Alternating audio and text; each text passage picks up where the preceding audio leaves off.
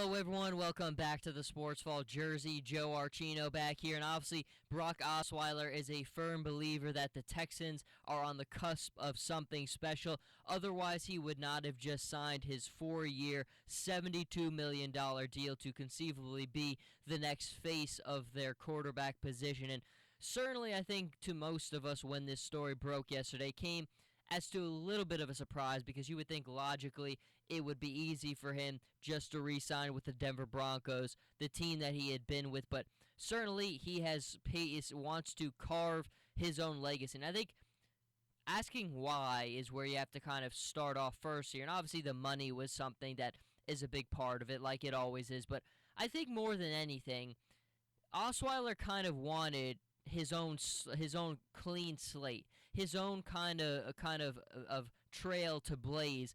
Where in Denver, he kind of saw the way that the year played out, and I think for him, he kind of wants this to be his team, the Houston Texans. And I think clearly they're in a position where, like Denver was last season, there's a lot of talent there. There's great depth in some good positions.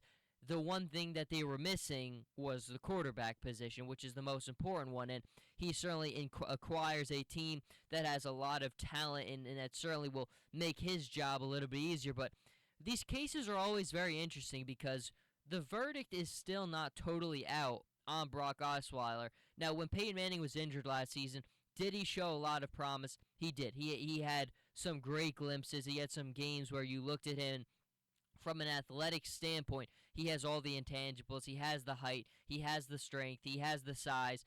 But football acumen is very difficult to just be thrown in there and just pick it all up right away. And certainly for him, it's going to be something that's going to take time. It's going to be a learning process. But he has learned from the best, one of the best that there is, of course, in Peyton Manning. And clearly for him, he's going to have to take it to the next level to be the full-on starter and lead. I mean, he said, he was asked about it up front, and like any player, he said the expectation is to win a world championship like it is for any player. But now we kind of look at it for the Texans, and we kind of have to look at it in terms of the AFC South right now, because you look at the Colts, you look at the Titans, you look at the Texans right now, and then you look at the Jaguars. All those teams really are building into something.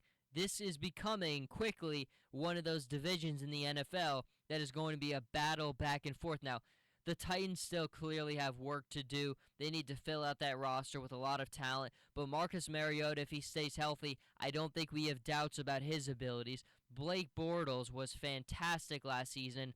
The Jaguars had one of the youngest rosters in the NFL last season. I think from a depth standpoint, from the players that they brought in free agency, they're going to take it to another level next year. And Blake Bortles, again, was fantastic. Andrew Luck was out last season, and you would expect when he comes back fully healthy, the Colts, are going to be totally fine in it.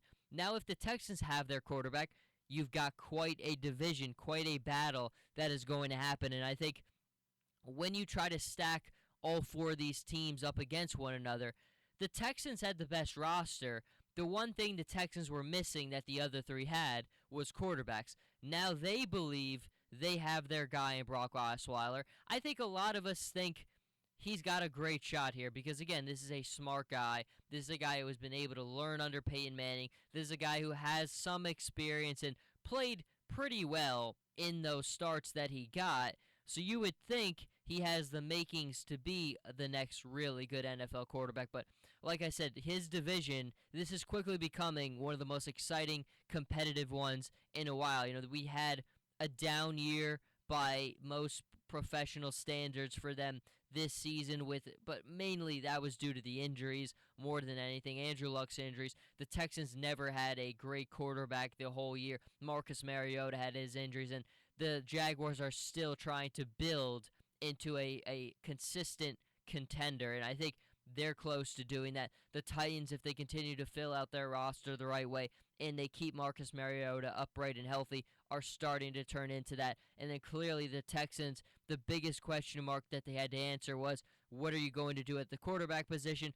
They have certainly fulfilled that, and now the Denver Broncos are left in a interesting and a difficult position where they now have to find the most important position on the football field to help fill out the rest of their talent. But we see how the day went yesterday, and clearly this was one of the ones we weren't expecting, but it did happen, and now the Texans have their guy. Until next time, Jersey Joe Archino here with the Sports Fall. You can follow me on Twitter at Joe Archino and on Instagram, Jersey_Joe_Archino, and I'll see everybody next time.